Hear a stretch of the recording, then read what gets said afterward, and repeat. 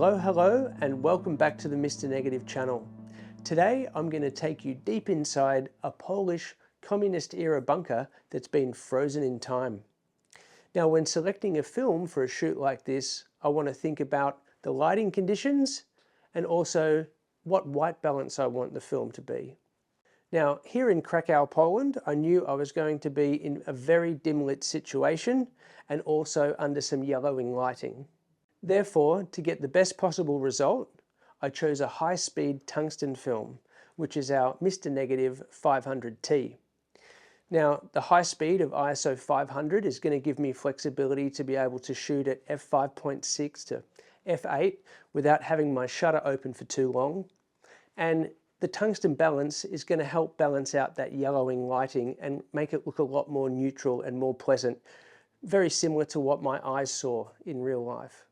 This is very important to me because shooting a daylight film in this scenario would leave me with a very baked-in yellowy greeny look, which I'm not a fan of. I prefer something more natural to what my eyes see.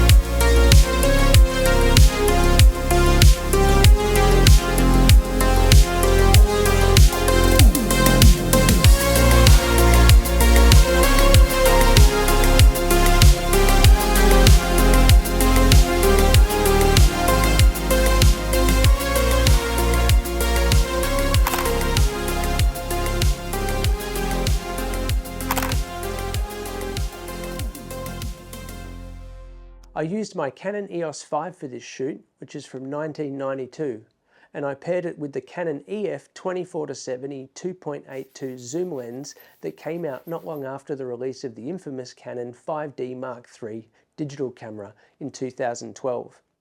The late model Canon film cameras have the same EF mount as the digital cameras, which is great to have access to all of the Canon L lenses when shooting film. Obviously, in these conditions, I also needed a tripod, but traveling around Europe with a tripod is not that appealing. But we're shooting film, folks, so we all know we don't do that for convenience. Otherwise, this video would be called Shooting Photos of Poland on my iPhone 12.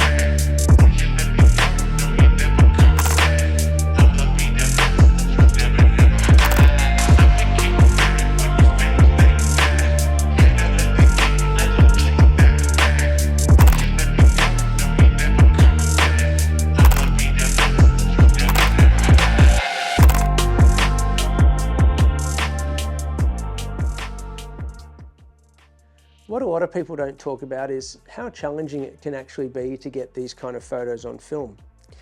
You've got to set up the tripod, you've got to get your light meter reading, you've got to try and get focus in a very dimly lit situation, which is extremely difficult. And then there's all kind of other things at play too. Like, so in this scenario, I had the tour guide, he was a very lovely guy, but he kept on doing his regular spiel about the whole, history of the place, and that's great, but like I really needed to zone in and focus on my photography and made sure that I was getting all the shots.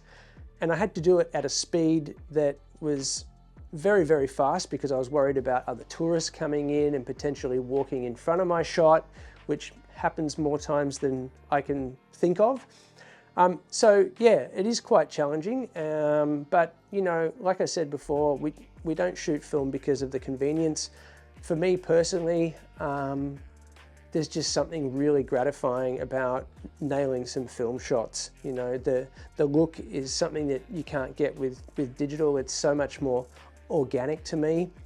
and it's very rewarding, right? Because there's so many things at play that could go wrong. I mean, even with developing, you know, a lot of people go on today about X-ray damage as well, which I personally haven't had a problem with. But so there's all of these different aspects at play. So to come out the other end and get that image that you really want, yeah, it's fantastic. Thanks again for tuning in. And if you've liked this video, keep a lookout on my YouTube, because I've got a bunch of these European film videos coming up. One of them in particular that relates to this one is I go inside a communist era apartment that's frozen in time and take some shots in there. So in the meantime, please show your support by shopping at Mr. Negative, and we'll see you in the next one. Thanks.